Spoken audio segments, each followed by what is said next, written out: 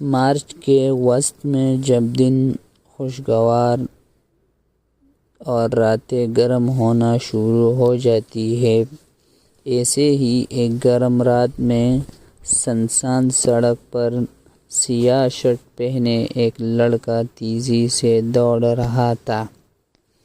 اس کے چہرے پر صاف ایک تاثر تھا، خوف کا، بالکل ایسا تھا جیسا کہ کوئی انسان موت کو اپنے سامنے سے دیکھ کر محسوس کرتا ہے۔ تیز دوڑنے کی وجہ سے لڑکا لمبے لمبے سانس لے رہا تھا۔ تبھی وہ لڑکا سڑک پر دوڑنے کے بجائے سڑک کے اطراف میں بنے جنگل کی طرف مڑ گیا۔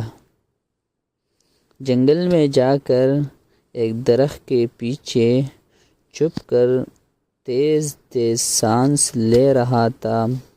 تبھی اسے اپنے کمر پر کچھ سخت چیز محسوس ہوئی۔ اس سے پہلے کہ وہ ہاتھ لگا کر اسے محسوس کرتا یا خود سے دور کرتا، اسے اپنے کانوں میں نفرت سے بھرپور سخت لہجے میں کیے گئی سرگوشی سنائی دی۔ تمہیں کیا خیال تھا کہ میجر سہیل کو دھوکہ دے کر بچ جاؤ گے؟ نہیں، کبھی نہیں۔ تم نے مجھے سمجھنے میں بڑی غلطی کر دی۔ میجر سہیل ملک کے دشمنوں کو کبھی معاف نہیں کرتا۔ نہیں سہیل، پلیز مجھے معاف کر دو، مجھ سے غلطی ہو گئی، پلیز میری جان کو بخش دو۔ لڑکے نے روتے ہوئے کہا، لگاتار اس کی آنکھوں سے آنسو بہہ رہا تھا۔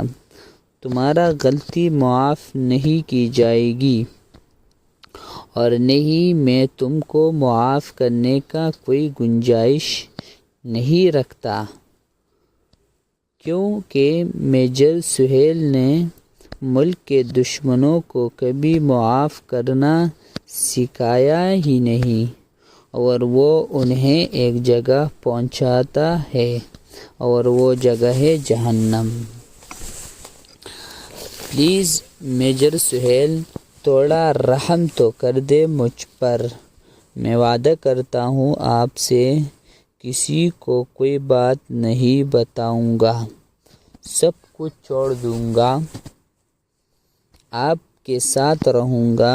لڑکے نے روتے ہوئے کہا، تم مجھ سے رحم کی بھیک مانگ رہے ہو، اور آپ مجھے سمجھنے میں غلطی کر رہے ہو، اس لیے کہ میجر سہیل ملک کے غداروں کو موت سے کم سزا نہیں دیتا، اور آپ کو معاف کرنا یہ تو ناممکن ہی لگتا ہے۔ تم نہ صرف میرے ساتھ غداری بلکہ ملک کے ساتھ بھی تم نے غداری کی ہے، اور میرے ساتھ مظلومیت کا کھیل کھیلا۔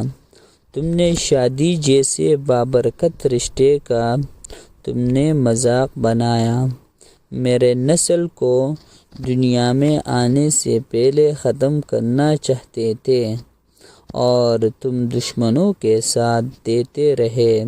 تم کو معاف کرنے کا سوال کہیں سے بھی پیدا نہیں ہوتا۔ پلیز تم ایسے ہرگز نہیں کر سکتے۔ میرے چھوٹے بچے کے لیے مجھ پر تو رحم کھالو، وہ بہت ہی معصوم ہے، اس کو باپ کی ضرورت ہے۔ لڑکے نے ایک بار پھر ہاتھ جوڑا اور منت کرنے لگا، وہ ایک فوجی کا بیٹا ہے، اس کو تمہارے جیسے غداروں کی ضرورت بالکل نہیں پڑتا۔ یہ بات کہتا ہوا میجر سہیل نے بڑی دھمکی دی، اور اس دھمکی کی خوف کی وجہ سے اس کے آنکھوں میں دیکھی ہوئی اس کے پیلی آنکھوں میں دیکھتے ہوئے کہا کہ آپ بہت غلط کام کر رہے ہیں، اور یہ کہ آپ کی ہی بیٹے کو میرے خلاف استعمال کرنے صحیح ٹائم پر میرے بیٹے کو میرے خلاف استعمال کرنے کی سرگرم کوشش کی ہے۔ اگر آج میں صحیح ٹائم پر نہ آتا تو تم اسے اپنے ساتھیوں کے حوالے کرنے والے تھے۔ میرے فیملی کو نشانہ کرنے کا سزا تو موت سے کم تو نہیں ہو سکتی۔ یہ کہتے ہی وہ لڑکا بے جان ہو کر زمین پر گر گیا۔ میجر سہیل جنگل سے باہر نکل گیا اور تیزی سے چلتے ہوئے سڑک کے ایک کنارے کی طرف گاڑی کی طرف بڑھ گیا۔ لوگ سیٹ پر بیٹھتے ہوئے بغیر کسی کی طرف دیکھے سیٹ کے پشت سے ٹیک لگا کر آنکھیں موندتے ہوئے کہا، کیپٹن زبیر گاڑی گھر کی طرف لے جائیے۔ میجر سہیل کے آرڈر ملنے کے دیر تھی کہ گاڑی سپیڈ سے سڑک پر دوڑنے لگی، جس کا رخ میجر سہیل کی گھر کی طرف تھا۔ میجر سہیل، جس کی عمر 26 سال تھی، انتہائی ذہین اور نیک اور مخلص آفیسر تھا۔ اپنے ذہانت اور مخلصی کی وجہ سے اپنے حلقہ اور احباب میں کافی مقبول تھا۔ میجر سہیل ایک بہت اہم مشن پر تھا جب اس کی زندگی میں رینا آئی، جو کہ مخالفین کی طرف سے ایک خوبصورت سازش تھی۔ رینا سے شادی سہیل نے اپنے باپ، جو کہ ریٹائرڈ آفیسر تھے، ایک چھوٹے سے کمرے کے درمیان ایک نسوانی اور بے چینی سے ٹہل رہا تھا۔ چلنے سے سرخ پونی میں بندھے لمبے سیاہ بال ادھر ادھر ہل رہے تھے۔ تھکاوٹ کی وجہ سے ایک گہری سانس بھرتے ہوئے اس لڑکے نے اپنے لمبے بالوں کو اپنے بائیں کندھے پر رکھا اور کمرے میں رکھی ہوئی چارپائی پر بیٹھ گیا۔ اچانک اس نے دروازے سے ایک آواز سنی۔ آواز سنتے ہی لڑکے کی سانس رک رک کر آنے لگا اور اپنے ہاتھوں سے آنسو صاف کرتے ہوئے نرم لہجے میں کہا، جی کون؟ اس لڑکے کا نام فیصل تھا، جو کہ اس گھر میں اپنی ماں اور سوتیلے چاچا، جو کہ اس کا سوتیلے باپ بھی تھا، اور وہ اس کے ساتھ رہتا تھا۔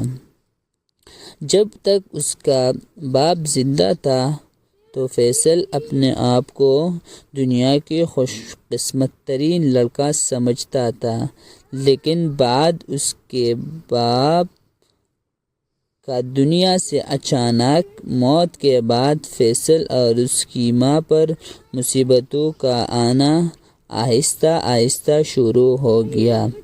گھر پر قبضہ کرنے کی خاطر فیصل کے سوتیلے چاچا نے، جو کہ نشہ کرنے اور جوا کھیلنے کا بہت ہی شوقین تھا، زبردستی اس کی ماں سے شادی کر دی اور انکار کرنے کی صورت میں فیصل نے گھر سے لا تعلقی اختیار کرنے کو کہا۔ مجبور ہو کر فیصل کی ماں نے شادی تو کر لی، لیکن ایک بھی لمحہ سکون سے نہیں گزرا۔